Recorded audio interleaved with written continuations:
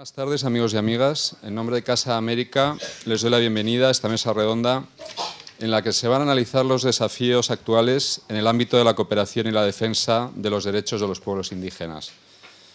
Tenemos el honor de contar esta tarde en la mesa con Pedro Santiago Posada Arango, presidente del Consejo Directivo del Fondo para el Desarrollo de los Pueblos Indígenas de América Latina y el Caribe. Bienvenido, presidente. Le agradezco su presencia con nosotros esta tarde. Le acompañan en la mesa Eva Buendía, coordinadora del Programa Indígena en la Agencia Española de Cooperación Internacional para el Desarrollo, Martín Rivero, coordinador del Área de Cohesión Social y Cooperación Sur-Sur de la Secretaría General Iberoamericana, y el profesor Daniel Oliva, profesor de Derecho Internacional Público y Relaciones Internacionales y director del título de experto en pueblos indígenas, derechos humanos y cooperación internacional en la Universidad Carlos III de Madrid. Muchas gracias a todos. La defensa de los derechos de los pueblos indígenas es y ha sido sin duda prioritaria para España. Y quería recordar que fue en esta Casa de América, durante la segunda cumbre iberoamericana de jefes de Estado y de Gobierno, hace ya 23 años, cuando tuvo lugar la creación del Fondo Indígena. Por tanto, uno de los ejes de la programación de la Casa de América es, desde su creación, la promoción de los derechos de los pueblos indígenas. Desde 1992, el Premio Bartolomé de las Casas, convocado por la Secretaría de Estado de Cooperación Internacional y para Iberoamérica y la Casa de América, otorga el reconocimiento internacional a aquellas personas o instituciones que hayan destacado a lo largo del tiempo en la defensa del entendimiento y concordia con los pueblos indígenas de América, en la protección de sus derechos y el respeto de sus valores. El premio en 2015 ha sido otorgado a la Fundación Colombiana Caminos de Identidad, por su constante trabajo de fortalecimiento de la identidad y autonomía de dichos pueblos. Por su parte, el ciclo Fray Bartolomé de las Casas, de Casa de América, en el que se engloba la mesa redonda esta tarde, está centrado en la promoción de los derechos de los pueblos indígenas e intenta ser plataforma en la que en muchas ocasiones sean ellos mismos los protagonistas. Y por último, quería anunciarles que hoy ha iniciado en Casa de América el programa especial de actividades América nos une y que hasta el 12 de octubre próximo tendrán lugar un gran número de actividades al que están todos invitados. Pueden consultar toda nuestra programación especial de los próximos días en nuestra página web casaamerica.es. Muchas gracias. Le paso la palabra a Eva Buendía. Y precisamente es un público que entendemos que está sensibilizado con lo que es la promoción y la protección de los derechos de los pueblos indígenas. No es una casualidad que estemos aquí sentados representantes de 4 instituciones. El motivo realmente ha sido la visita del presidente del Fondo Indígena, que está en una gira europea para dar a conocer a este organismo, que es el único organismo regional que tiene una representación paritaria y que está dedicado exclusivamente a la promoción y a la defensa de los derechos de los pueblos indígenas en América Latina y Caribe. Cuento además con la representación de la Secretaría General Iberoamericana, porque el Fondo Indígena nació antes de la SEGIP, pero es fruto de la cumbre de jefes de Estado y de Gobierno de Iberoamérica en 1992, en el que además España tenía un compromiso y una deuda, y de ahí que se impulsase la creación del Fondo Indígena, que tiene depositado su acuerdo constitutivo en Naciones Unidas. Y tengo además aquí al profesor Daniel Oliva, que como representante de una de las cátedras de universidades interculturales ofrece la posibilidad a becarios indígenas y no indígenas, pero en un principio empezó con indígenas, a una universidad intercultural indígena en España. Dentro de una red de universidades, como nos explicará, ha hecho que la formación, la incidencia y la participación de los representantes indígenas haya podido tener una influencia decisiva en los foros internacionales. Y no es casualidad que después de 2 decenios de Naciones Unidas, en 2007 ya se firmase la Declaración de Naciones Unidas de los Derechos de los Pueblos Indígenas. Se reconoce a los pueblos indígenas como sujetos de derechos y no se cuestiona su propia denominación como titulares de derechos y de obligaciones como pueblos, como derechos colectivos. Muy recientemente hemos tenido la Conferencia Mundial de Pueblos Indígenas, en la que hace un llamado precisamente a esa brecha en la implementación de esa declaración con esos derechos que se recogen y con su implementación y su reconocimiento en la vida real de los pueblos indígenas. Por mi lado, tengo el honor de poder moderar esta mesa y decir que desde la cooperación española, ya desde el 92, con la creación del Fondo Indígena, en el que tenemos la vicepresidencia primera, que en este caso me corresponde, hemos constituido un programa indígena. Desde el año 98 cuenta con unos fondos propios y tanto con este programa que tiene claros los ejes desde un enfoque de derechos humanos, promover la participación política de los pueblos indígenas, promover también su participación en los foros internacionales, junto con también tener unas directrices que se ha apoyado a Naciones Unidas para aquellos pueblos que están en aislamiento o en contacto inicial. Ahora mismo estamos en una fase mucho más madura en cuanto a ese enfoque de derechos humanos, en cómo se trata el tema de la mujer indígena y el tema, por ejemplo, de biodiversidad, de ambiente, y el verdadero reto es poder tener ese enfoque que va más allá de la diversidad cultural, de respeto de otra manera de vivir, de otra cosmovisión y de la gran riqueza que tienen los pueblos indígenas. Podrán tener pobreza en términos de renta per cápita, problemas de acceso a servicios públicos, pero en cambio tienen una riqueza cultural que es lo que hace también que sea necesario su protección. Tenemos mayorías minorizadas, como en el caso de Bolivia o en el caso de Guatemala, o tenemos minorías, como en el caso de Colombia, donde precisamente tiene que haber una acción, una protección, porque tienen riesgo de desaparecer y de ser movilizados. Por lo tanto, hay una gran diversidad y riqueza de situaciones y en ese aspecto, desde la cooperación española, vemos necesario impulsarlo.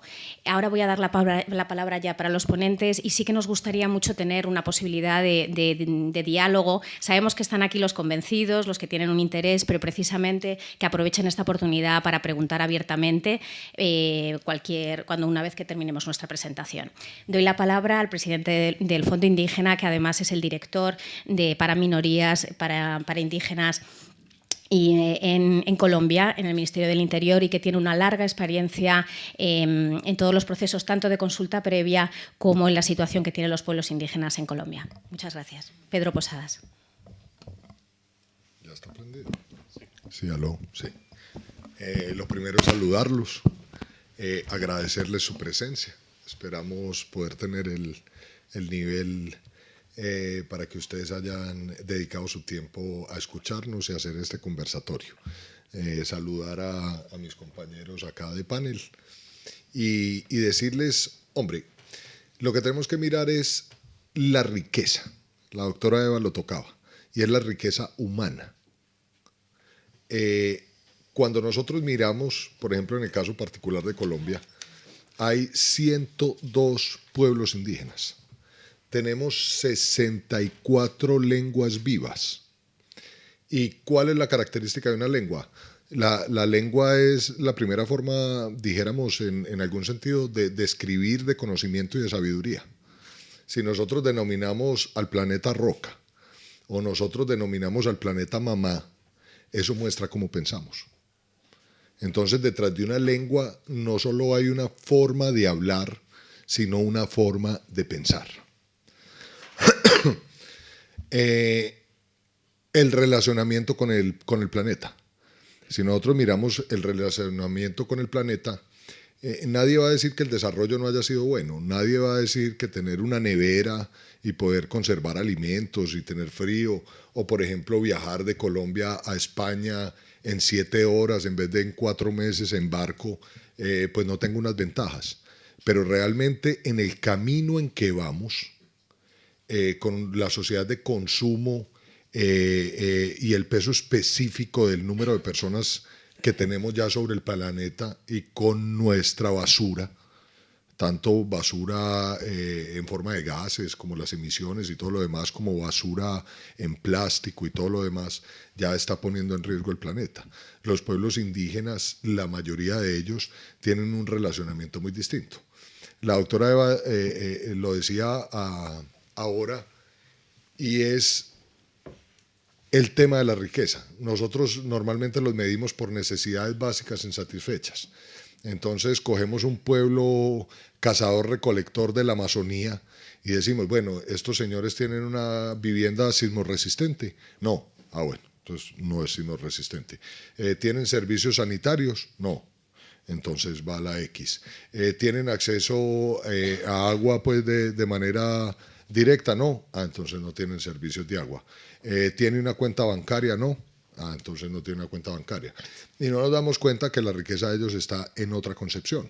A manera de ejemplo, si ellos tienen los ríos sanos, pues se va y se pesca y tienen todo el pescado que quieran. Y no sacamos más pescado que el que necesitamos. ¿Para qué sacamos más pescado? Para que se dañe. Y como no tenemos un interés de comerciar con el pescado como tal, pues saco el pescado que quiero. Y si mañana quiero otra vez pescado, pues vuelvo a pescar.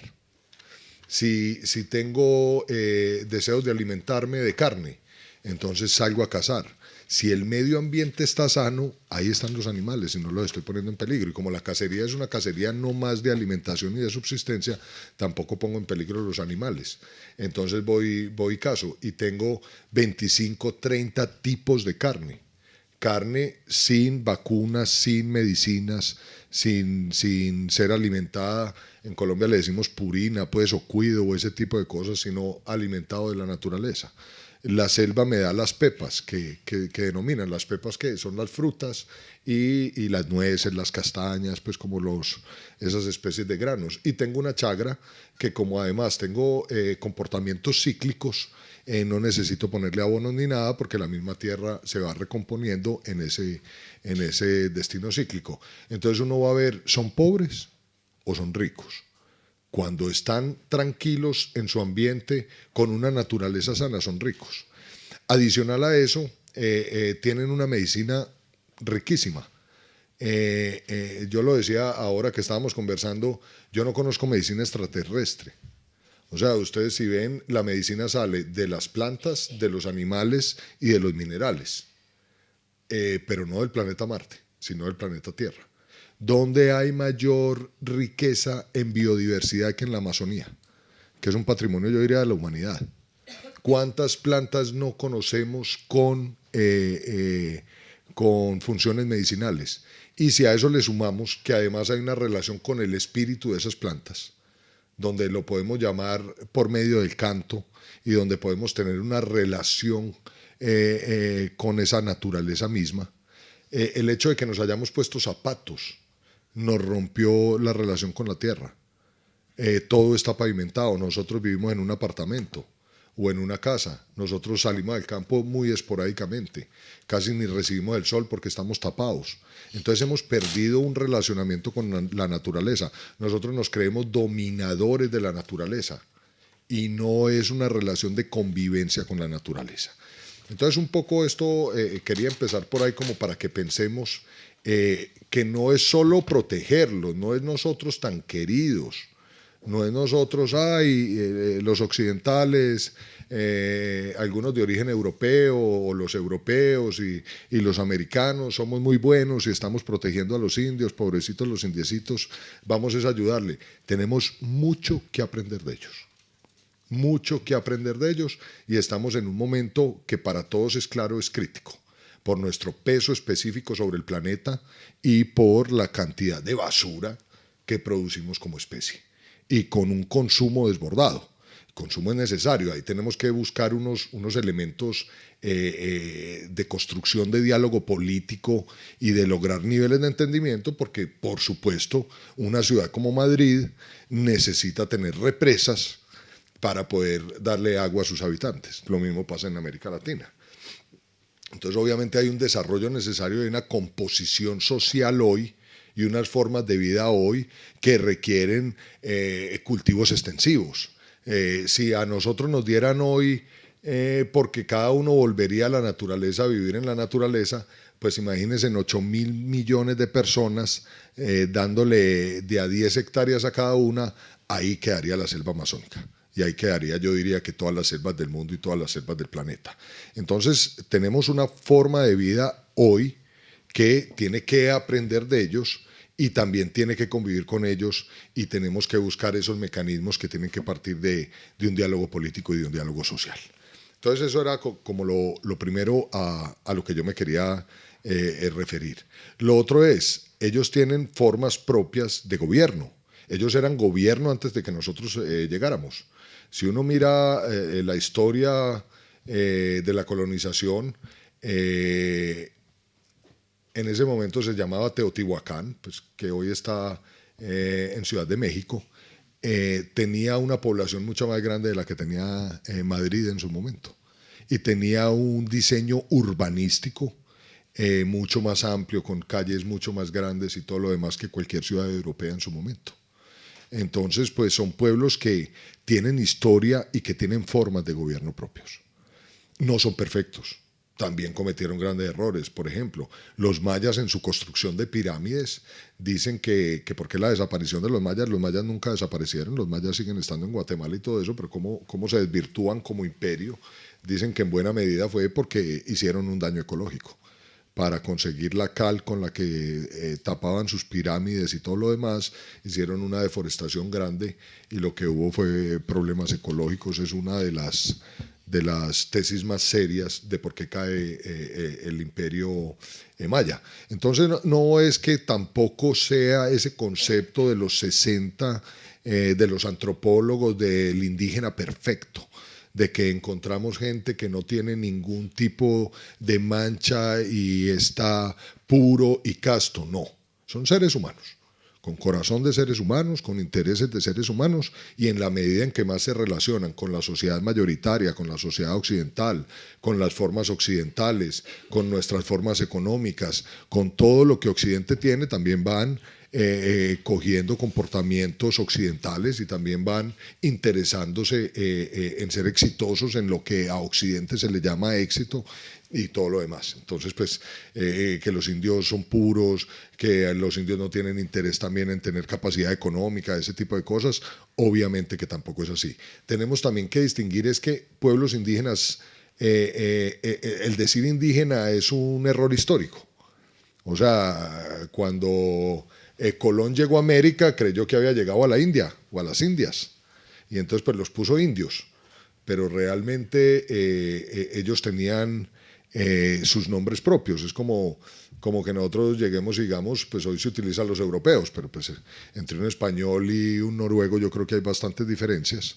Y por supuesto me quedo con la cocina española, con la guitarra española y con las costumbres españolas, porque pues de acá venimos y de verdad es un orgullo toda la cultura que heredamos, además del hermoso español o castellano que utilizamos. Entonces los indígenas tienen grados de asimilación también bien diversos. Todavía existen pueblos aislados. Tenemos identificadas las malocas, tenemos identificados los lugares, ahí hay discusiones de si siquiera se deben tomar fotografías o no para poder hacer las localizaciones de indígenas aislados. Aislado, estamos diciendo, no tienen contacto con la sociedad occidental. Si nos han visto es por encuentros esporádicos. Yo estoy seguro de que ellos saben que nosotros estamos, pero no tienen interés en comunicarse con nosotros. Y hay pueblos que están en procesos que los antropólogos llaman de reetnificación o reetnización, que son pueblos que perdieron su lengua, perdieron su cultura, perdieron su costumbre, y muchos de ellos hoy están buscando es volver a encontrar sus orígenes indígenas. Hay zonas como la selva amazónica o en el caso de Centroamérica, de la selva centroamericana y demás, que tienen unas formas de vida, y hay otros casos donde los indígenas pues casi que ya están viviendo dentro de las ciudades y tienen comportamientos bastante occidentalizados.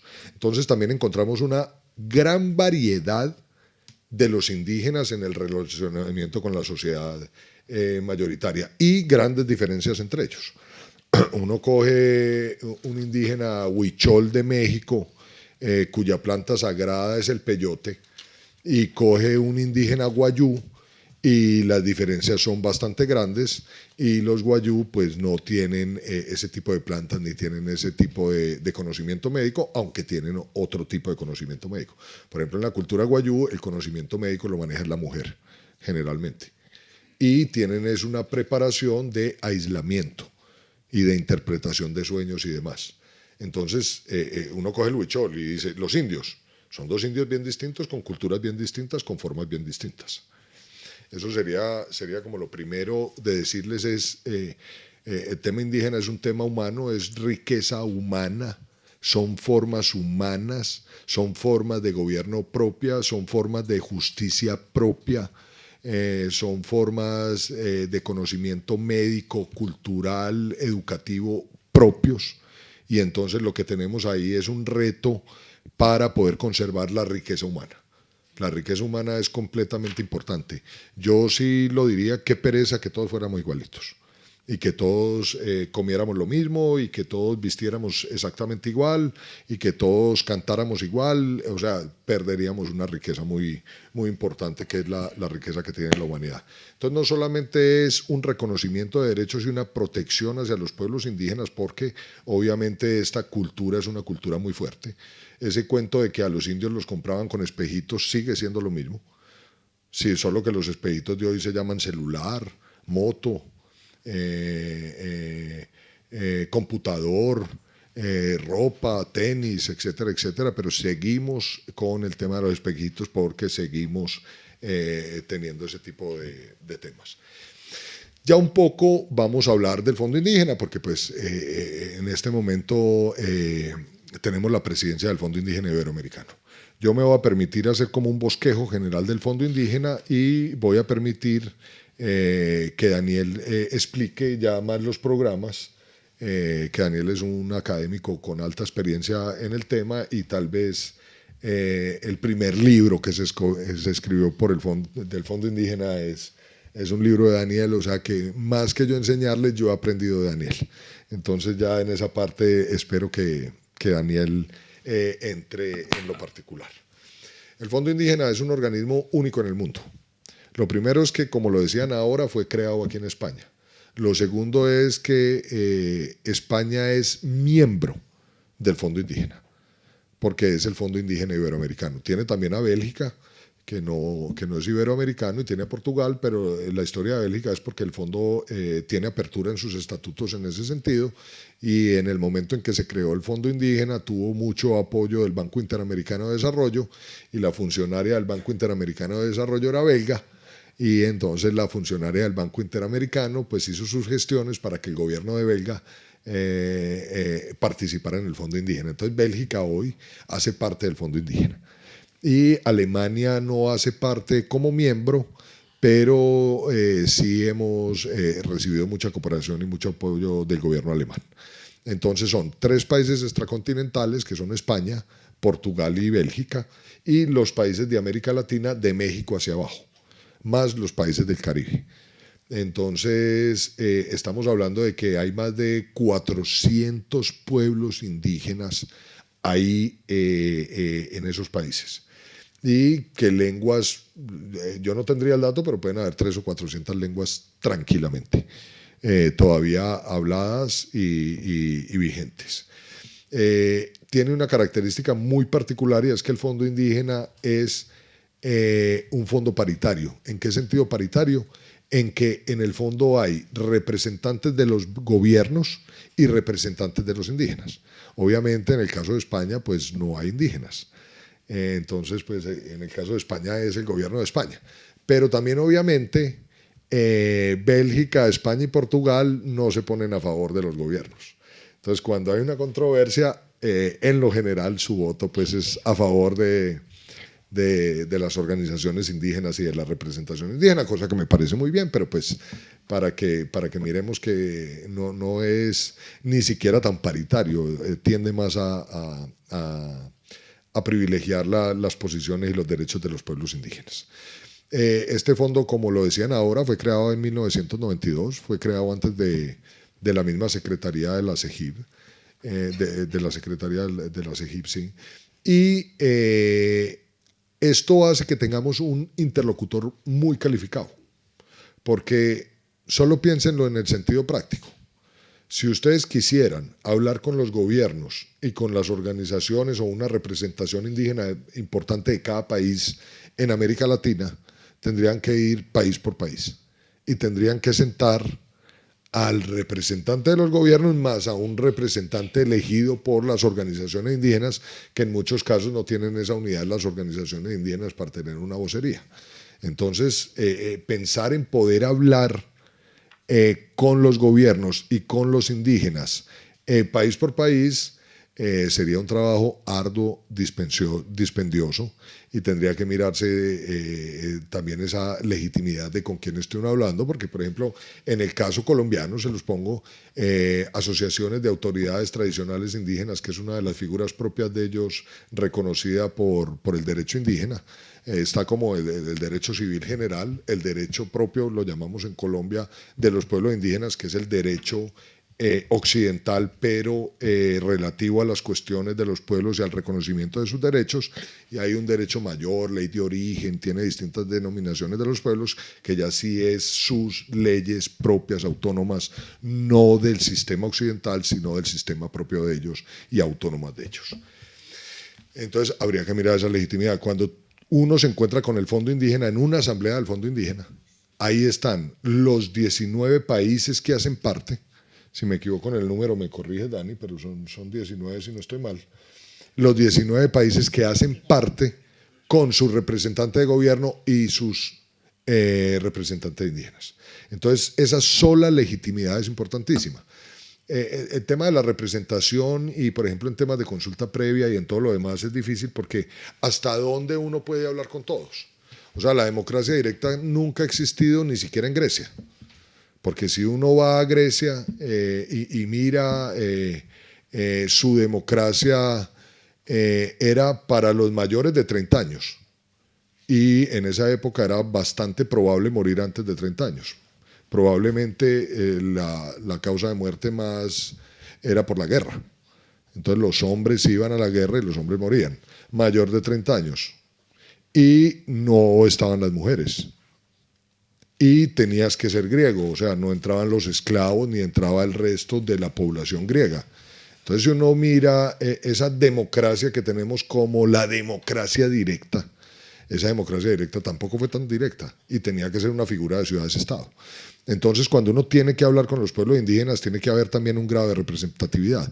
Es muy distinto si nosotros vamos a hacer una consulta previa sobre una obra, proyecto o actividad y bajamos a una comunidad particular que la podemos reunir en una asamblea, pero por ejemplo cuando estamos haciendo la consulta de una ley, hay unos marcos de representatividad porque vos tenés a las comunidades regadas en el territorio, territorios muchos de ellos extensos y selváticos, y si vos tenés cabildos, rancherías, porque hay distintos nombres, pero el nombre general es cabildo, que es además una figura española, o sea, que se aplica a ellos del derecho español. Si vos vas a los cabildos, nosotros podemos tener en solo Colombia unos 9.000 cabildos. Para que no nos enredemos con las matemáticas, divida 9.000 en 300, y la 30, ¿cierto? Eso se demoraría yendo cabildo por cabildo 30 años en solo Colombia para poder hablar con todos. Si tenemos unos 2 millones de habitantes, porque en Colombia no son sino el 5%, mientras en Bolivia puede ser el 60 o el 70% de la población, ese 5% son 2 millones, pues 2 millones, la única posibilidad de que llegaran a votar sería en una especie de referendo sí o no. Pues no podría darse una discusión más amplia, es físicamente imposible. Si vamos a sus territorios, hay 800 resguardos. Y resguardos que tienen, por ejemplo, Predio Putumayo, tiene 5 millones de hectáreas y tiene 24 pueblos habitando. Huitotos, Boras, Tucanos, Muinanes, una cantidad de pueblos ahí en ese territorio. Entonces tiene que haber una representatividad. Eso, ¿por qué lo digo? Es porque, por ejemplo, figuras como la Mesa Permanente de Concertación que nosotros tenemos, que es un espacio de diálogo y de construcción política que tiene críticas, y hay quien diga, hombre, los indígenas de allá son indígenas que ya están en la ciudad, que están en otro tipo de cosas, no representan a todos los indígenas del país y todo lo demás. Sí es muy importante tener esos espacios porque vos tenés la legitimidad para tener un interlocutor válido. Eso mismo pasa con el Fondo Indígena. Ese tema es muy importante porque es que el Fondo Indígena es un interlocutor válido. Y es un interlocutor válido que te representa 19 países, desde México hasta la Argentina y Chile, todos incluidos, con representación del gobierno y con representación de los indígenas. Entonces el Fondo Indígena es de una importancia capital, primero en el sentido de que es un organismo único en el mundo. Segundo, es un organismo donde participan de igual a igual pueblos indígenas y gobiernos en su representación. Y tercero, es un organismo que tiene la legitimidad y cuando se toma una decisión en asamblea, es una decisión que cobija, vuelvo a decirlo, qué pena con ustedes, desde México hasta la Patagonia. Entonces, el fondo es bastante importante. Hoy estamos mirando, no sé cómo estemos de tiempo. 2 minutos más. 2 minutos, sí. Hoy estamos mirando hacia dónde debe ir el fondo. ¿Por qué? Porque el fondo tiene unas características muy especiales. Como fondo tiene unos recursos que es un capital puesto al servicio de unos fines. Cuenta con $22 millones puesto en el Banco Interamericano de Desarrollo. Por las circunstancias de hoy, los intereses están negativos. O sea que a nosotros nos vale plata tener la plata ya. O sea, no nos está dando plata el fondo. En buena medida vive de la cooperación internacional. Y de la cooperación, debemos decirlo, de la cooperación europea y pues tanto Bélgica como España y Alemania han sido supremamente generosos y eso tenemos que hacer ese reconocimiento, doctora Eva. No solo como cooperantes, sino como miembros.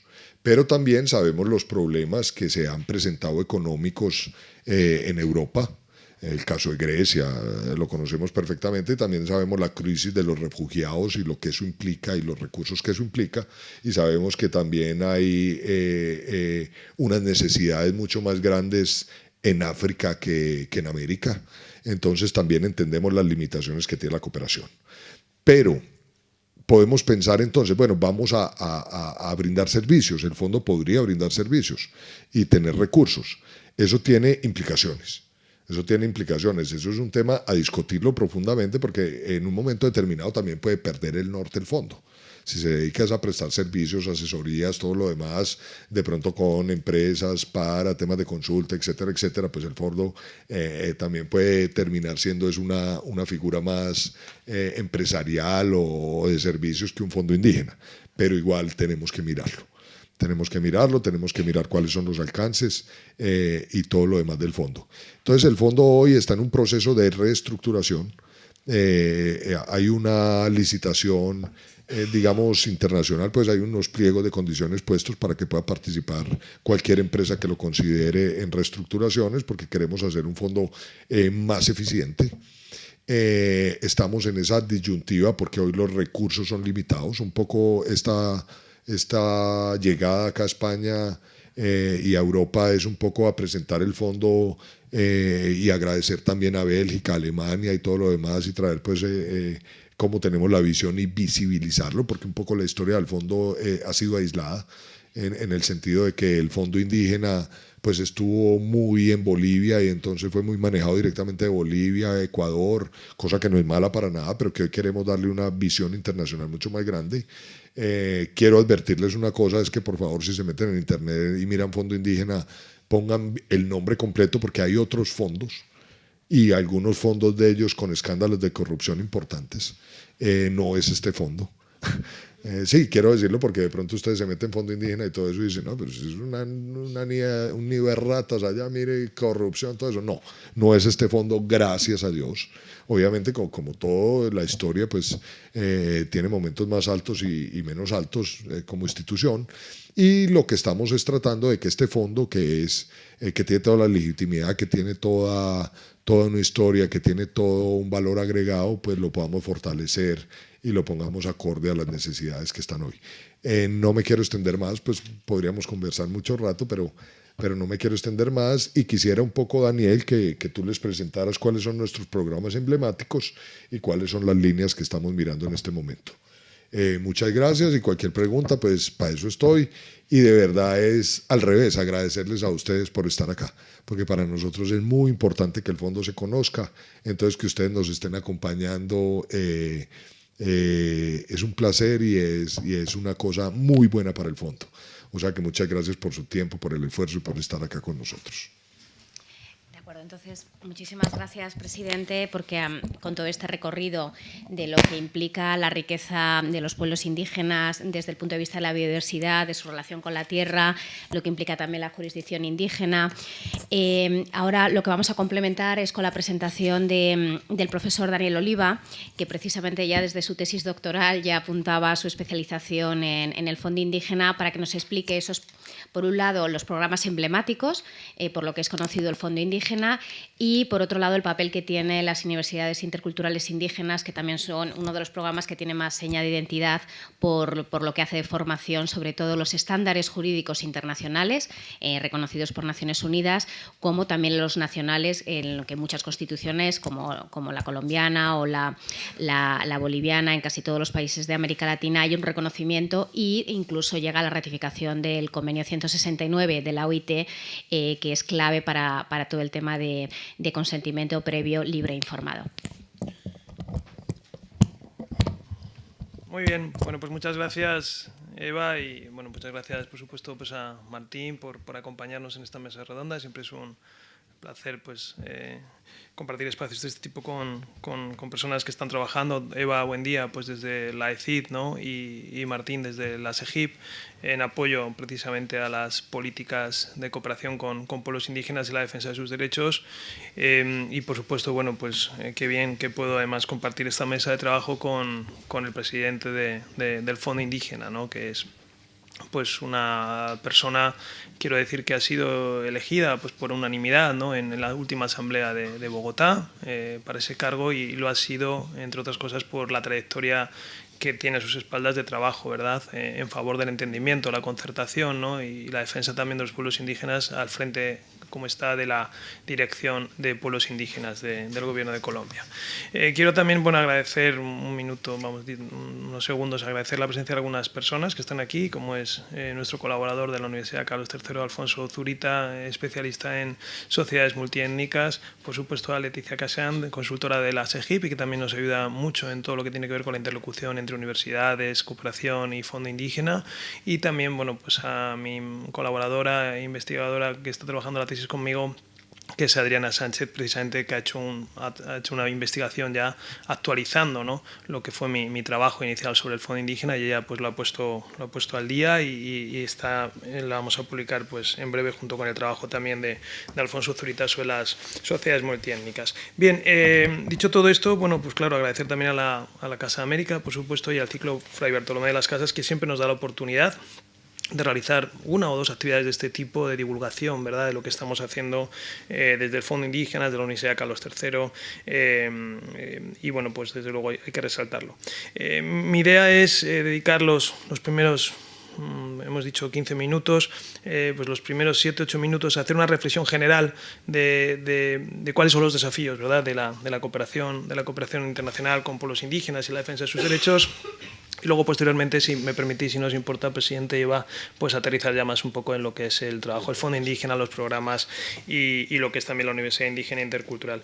Bien, claro, si nos preguntamos así de entrada cuáles son los desafíos en la cooperación y la defensa de los derechos de los pueblos indígenas, pues ahora mismo tenemos un horizonte muy claro, ¿no? ¿Cuál es el horizonte, ¿no?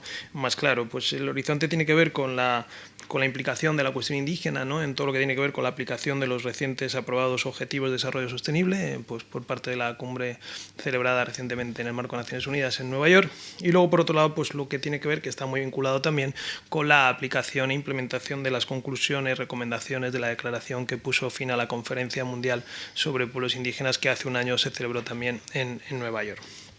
Bien, dicho esto, bueno, pues parece que todo es sencillo, ¿no? Tenemos como dos referentes muy claros, y tenemos además, claro, sobrevolando todo ello, lo que es la Declaración de los Derechos de los Pueblos Indígenas, adoptada por Naciones Unidas en el año 2007. Ahora bien, decir esto es como no decir mucho, ¿no? Decir esto es como no decir mucho, sino dar unos titulares, un enunciado, y yo creo que tenemos como que intentar aterrizar un poco y concretar. En primer lugar, me gustaría contestar a una pregunta, y es: ¿qué modelo de desarrollo requieren hoy en día los pueblos indígenas, ¿no? Y qué modelo, por lo tanto, habría de asumir la cooperación internacional?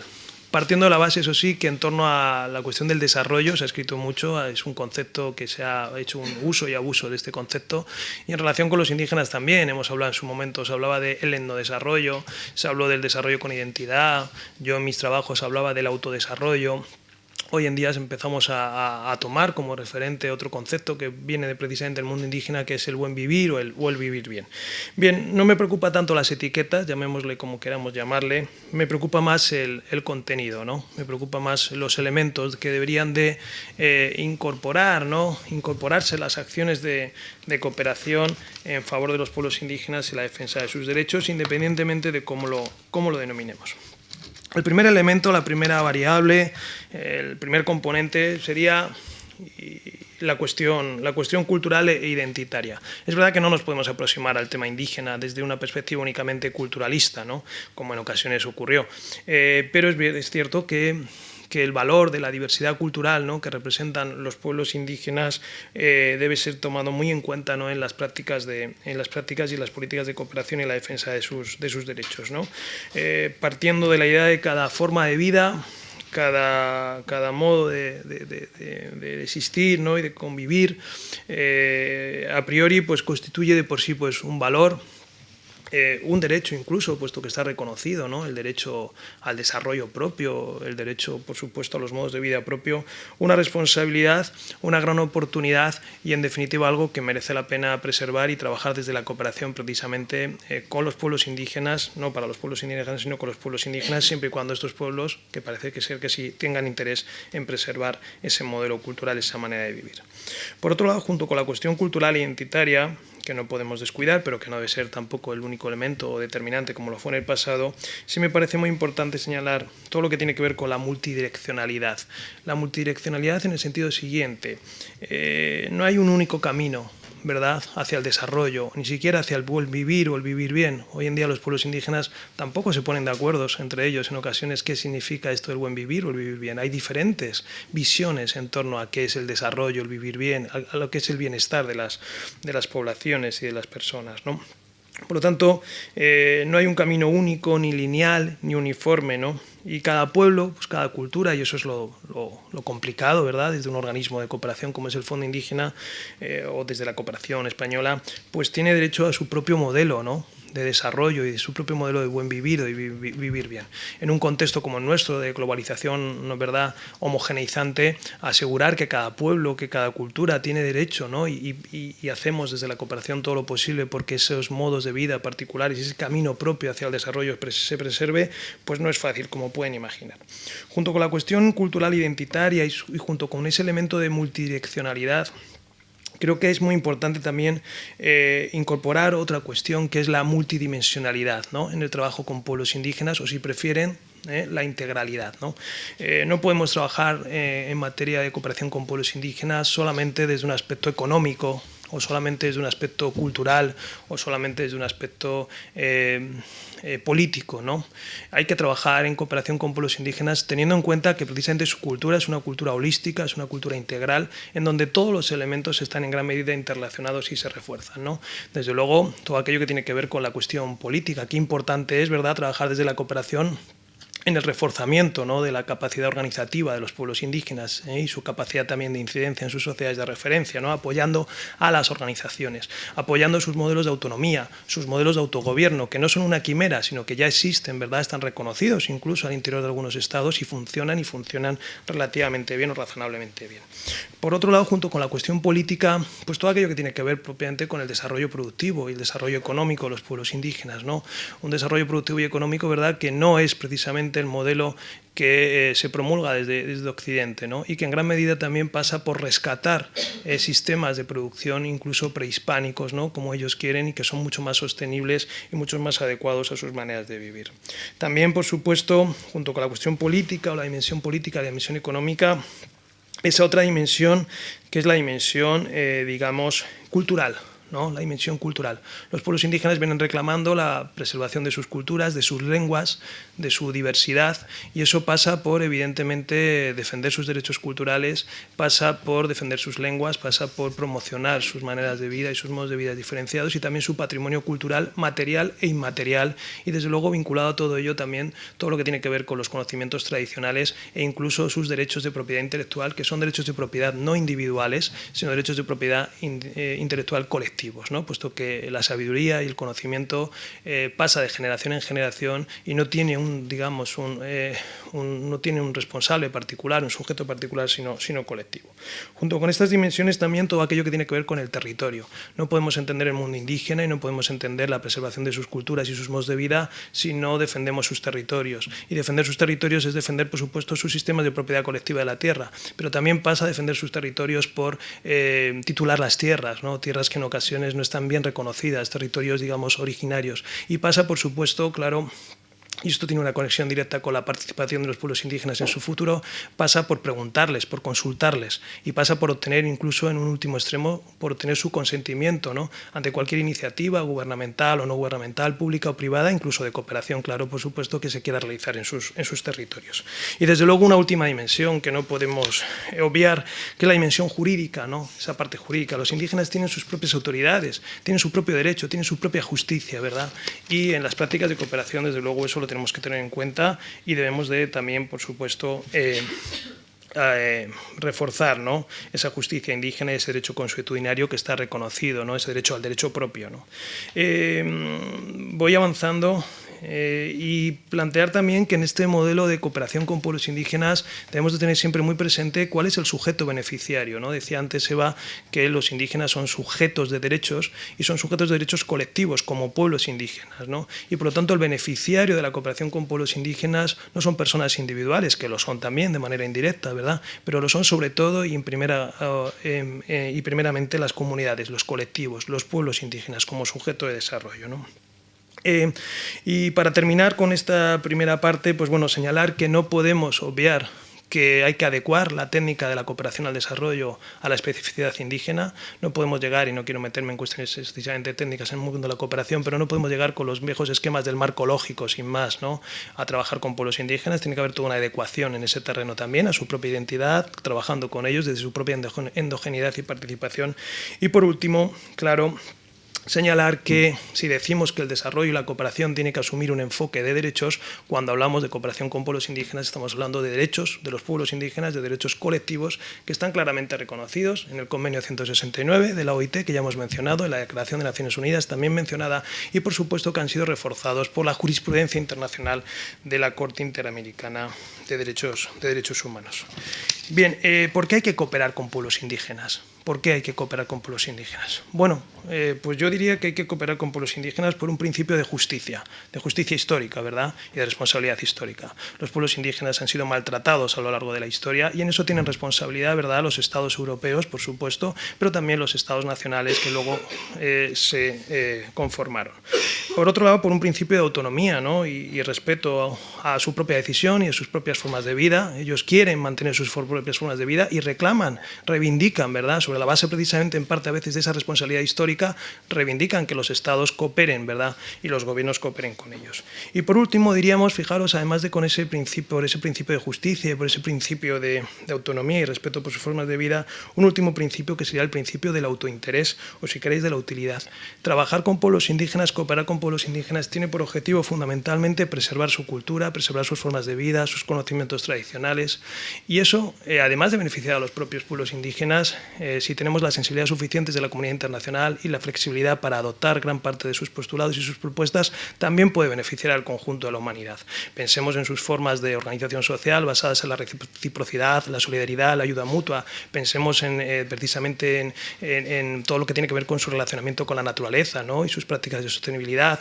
Pensemos en la espiritualidad, ¿no?, que desprenden todos los pueblos indígenas, esa riqueza, ¿no?, espiritual. O pensemos, por ejemplo, por poner solo 4 ejemplos, en el trato que dan a los mayores, ¿no?, y el respeto que tienen por la ancianidad, algo que contrasta mucho con lo que desgraciadamente ocurre en Occidente.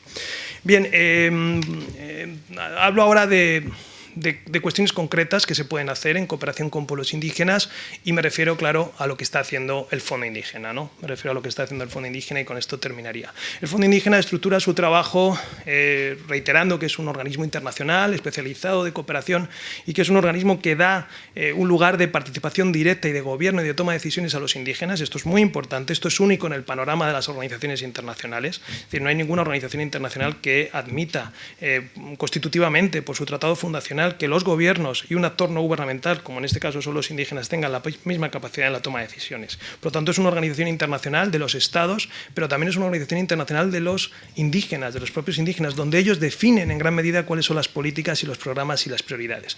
Pues bien, el Fondo Indígena estructura su trabajo en varios programas emblemáticos, denominamos varios programas emblemáticos. Un programa muy importante es el de Mujer Indígena, que busca precisamente reforzar el papel de las mujeres indígenas. No hay que olvidar que las mujeres indígenas, pues si los indígenas en general se encuentran o se han encontrado históricamente en una situación de vulnerabilidad, las mujeres indígenas han sufrido, digamos, ¿no?, una doble discriminación y tienen todavía menos oportunidades que los hombres indígenas, ¿no?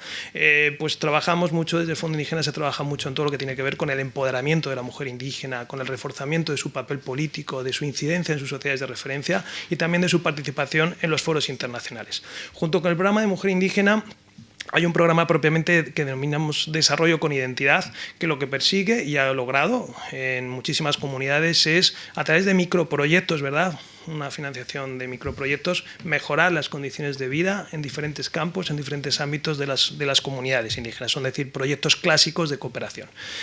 Junto con este tenemos otro programa, el Fondo Indígena tiene otro programa que es el de Derechos Indígenas, Derechos de los Pueblos Indígenas, que lo que persigue obviamente es en alguna medida armonizar, ¿no?, las legislaciones y las políticas públicas de los Estados miembros en materia indígena, posicionar comúnmente a los Estados miembros en los foros internacionales sobre estas cuestiones y también, por supuesto, ayudar a la concertación, puesto que es un programa que denominamos de derechos indígenas, pero también de concertación, buscando alianzas, acuerdos, resolución de conflictos, resolución de controversias entre estados, gobiernos, también indígenas, y últimamente también aparece la figura de las empresas, que es muy importante.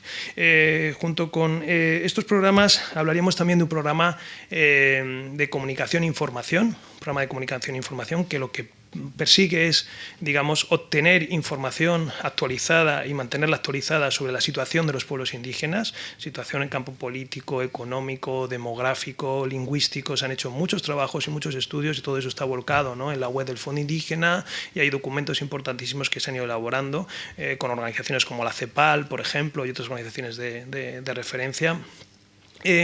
Hablaríamos también de unos nuevos programas emblemáticos que han sido aprobados en la última Asamblea General que tuvo lugar en Bogotá cuando el presidente fue elegido por unanimidad, como les decía, que son los programas de juventud indígena para trabajar focalizados en el tema de los jóvenes indígenas, y también un último programa, al que me refería antes, del de la universidad, que es el programa de pueblos en aislamiento y en contacto, digamos, inicial, esos pueblos a los que antes nos referíamos, que son pueblos evidentemente que tienen una situación especialmente complicada de vulnerabilidad y que requieren una protección especial. Hay recomendaciones y directrices ya internacionales y el Fondo Indígena está trabajando precisamente ya en ese campo. Por último, ya termino, hablaríamos del programa de la Universidad Indígena Intercultural. El programa de la Universidad Indígena Intercultural podemos decir que es el programa estrella, ¿no?, uno de los programas que más, digamos, impacto ha tenido. Gracias a este programa se han formado en los últimos años a más de 1000 líderes profesionales, jóvenes y no tan jóvenes, indígenas en toda la región, de diferentes países, de múltiples pueblos indígenas, muchos de los cuales han ocupado, en la actualidad ocupan, pues, puestos de alta responsabilidad en gobiernos locales, en gobiernos regionales, en gobiernos incluso nacionales, y también tienen presencia en organizaciones indígenas, en ONGs, en el propio Fondo Indígena. Pues el anterior presidente precisamente era un antiguo alumno de la Universidad Indígena Intercultural. Y también tenemos antiguos alumnos que son incluso embajadores, ¿no?, ante la Organización de los Estados Americanos, ¿no?, la OEA y otros organismos internacionales. Es un programa que se fundamenta en una perspectiva de formación y de educación universitaria intercultural, que tiene en cuenta, por supuesto, ¿no? Que los indígenas requieren una formación, pero una formación que respete sus valores, que respete sus formas de vida.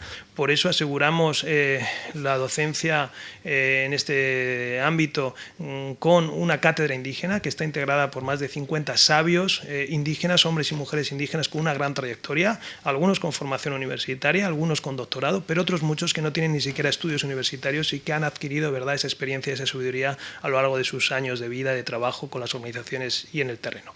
Es un programa, digamos, emblemático, el programa emblemático dentro de los emblemáticos, podríamos decir, e integra pues, a diferentes centros asociados universitarios, entre ellos la Carlos III, en representación de las universidades españolas, pero otros muchos centros académicos asociados de América Latina.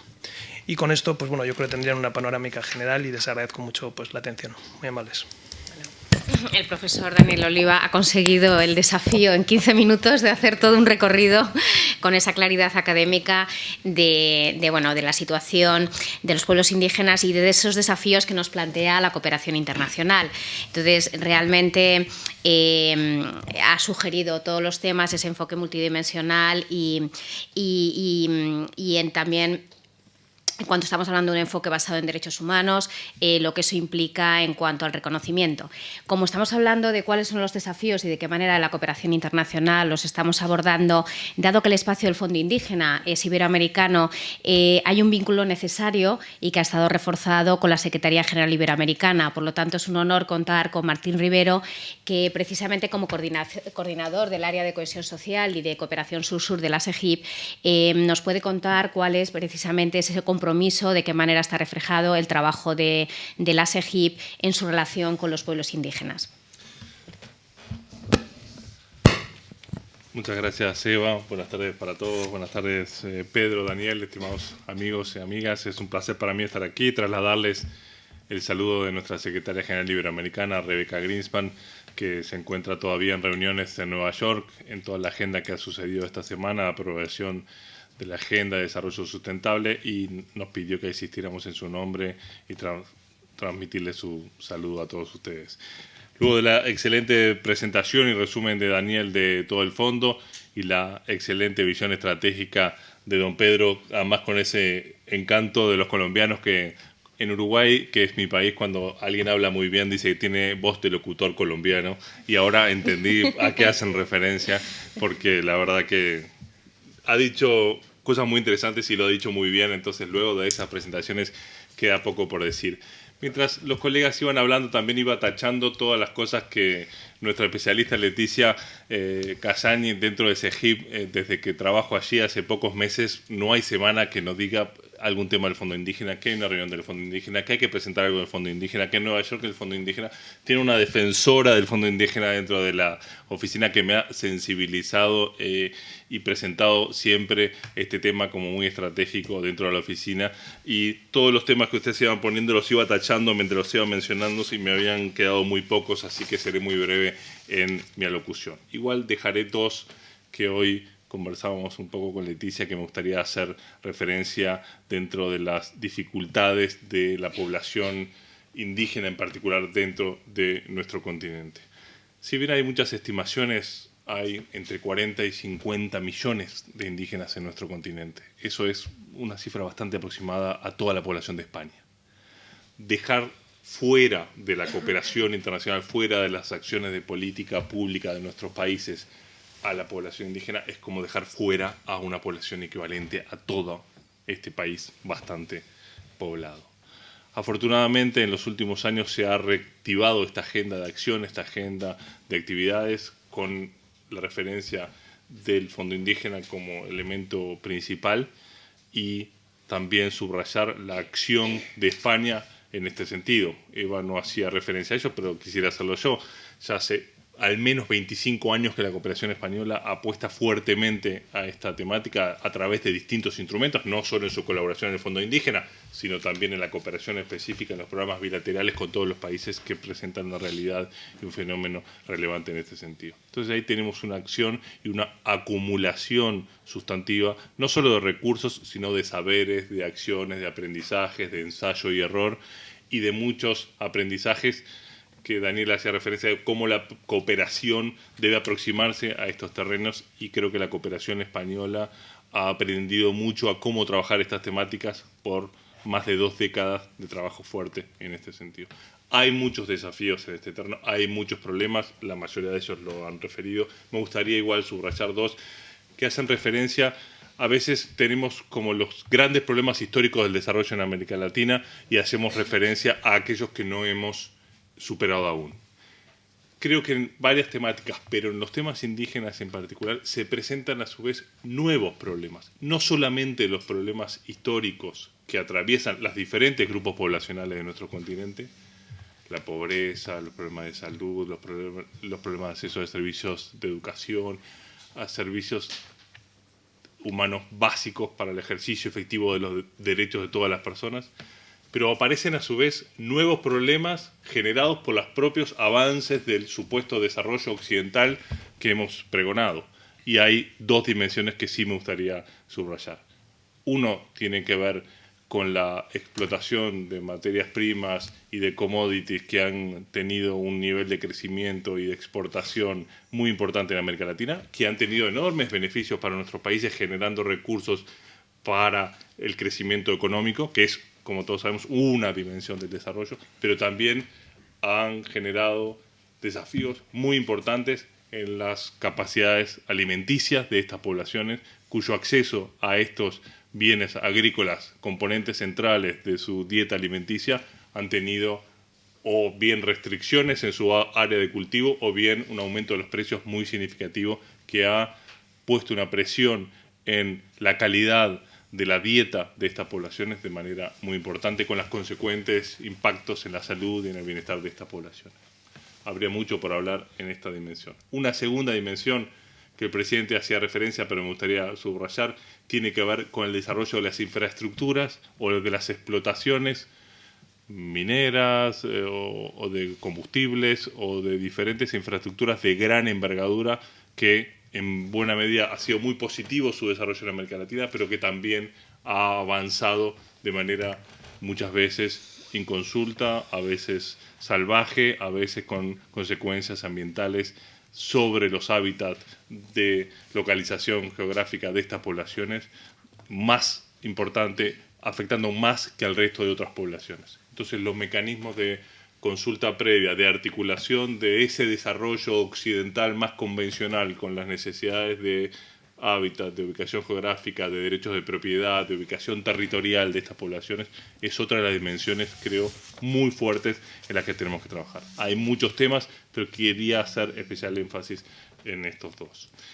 Como han dicho mis colegas, el rol de la CEGIP como espacio de cumbres iberoamericanas, de cumbres donde surge la propia instauración del Fondo Indígena, es un espacio natural de trabajo de los países iberoamericanos en estos temas. En las últimas cumbres, tanto de Panamá hace 3 años como en la de Veracruz, en la última cumbre de presidentes, hay un reforzamiento de la apuesta a trabajar en esto, de la apuesta a reforzar y a revitalizar el propio Fondo Indígena, que, como nos compartía el presidente, está en un proceso de reingeniería o de reorganización para potenciar sus instrumentos, para potenciar su actividad, y la CEGIP se encuentra muy comprometida en apoyar esa iniciativa y en destinar todos sus recursos humanos y, en la medida que pueda, sus materiales para apoyar esta iniciativa que permita que el fondo logre los objetivos para lo que fue planteado y que ahora no está en el máximo uso de esa potencialidad. Concretamente también estamos trabajando muy articuladamente con la agencia española en esta iniciativa de mecanismos de consulta previa que permitan articular las decisiones de las políticas públicas con el sector privado y los actores de la sociedad civil. En estos mecanismos de construcción de diálogos, de consenso adecuadamente inclusivos con los pueblos indígenas, Daniel hace una referencia que a veces nos olvidamos, es con estos pueblos, con estos actores y no para. Creo que en algunas áreas, como los temas de género, aprendimos que se hace con las mujeres y no para las mujeres. Creo que a veces no aprendimos tanto ni tan rápido, quizás con estos temas de algunas minorías o de los pueblos indígenas en particular, pero este trabajo actual de articulación con el Centro Regional para América Latina y el Caribe del Pacto Global y la Agencia Española de Cooperación, y en la medida que la CEGIP pueda colaborar en esta iniciativa, podremos avanzar en asuntos concretos, en temas concretos, para que realmente esto tenga el impulso que merece esta población y cumplir con parte de las obligaciones que tenemos como sociedad iberoamericana en este sentido. Y por tanto, contentos de que este proceso esté dando y contentos de estar aquí compartiéndolos. Gracias. Señor locutor colombiano. Muchísimas gracias, Martín, porque ha explicado muy bien cuál es ese papel que tiene y también cómo tiene ese compromiso la Secretaría General Iberoamericana de trabajar junto con el Fondo Indígena, por supuesto con la cooperación española, que hacemos parte de las dos instituciones.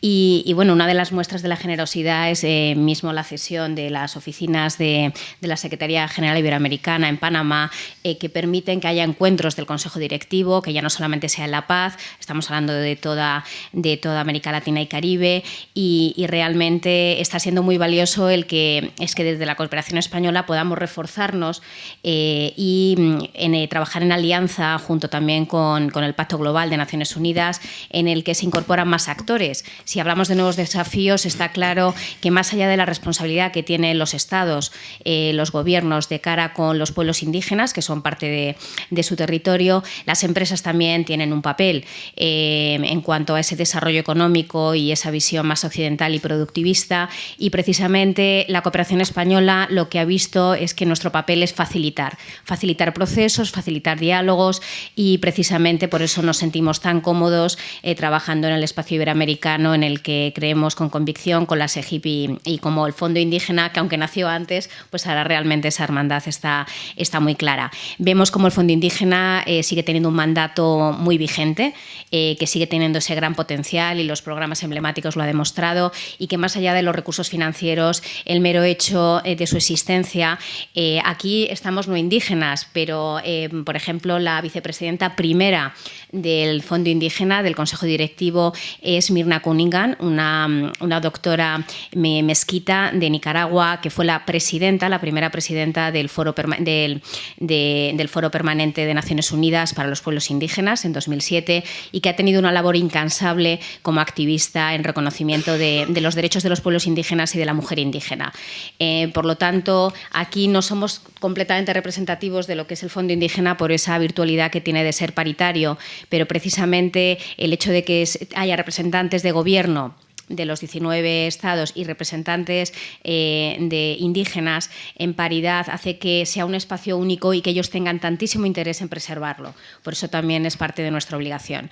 Como Cooperación Española, únicamente decir que precisamente consideramos que el tema de consulta previa es clave, porque si no partimos de ese respeto y de esa relación de igualdad, seguiremos vulnerando los derechos de los pueblos indígenas. Ya no vale hablar de políticas indigenistas. Como muy bien ha explicado Martín, no se habla desde ni para, sino que se habla con los pueblos indígenas, cuando muchas veces ese lenguaje viene impuesto, ¿no? Desde nuestras formas de derecho y desde esa conquista o ese encontronazo de culturas. Por lo tanto, creo que tenemos mucho trabajo por hacer, hay un gran desafío, y desde la Conferencia Mundial de los Pueblos Indígenas, precisamente uno de los mandatos a los países con población indígena es elaborar unos planes nacionales de acción, y otro de los mandatos a todas las agencias de cooperación y organismos internacionales es contar en nuestros planes de acción con un programa de cooperación con los pueblos indígenas, y ese es nuestro cometido.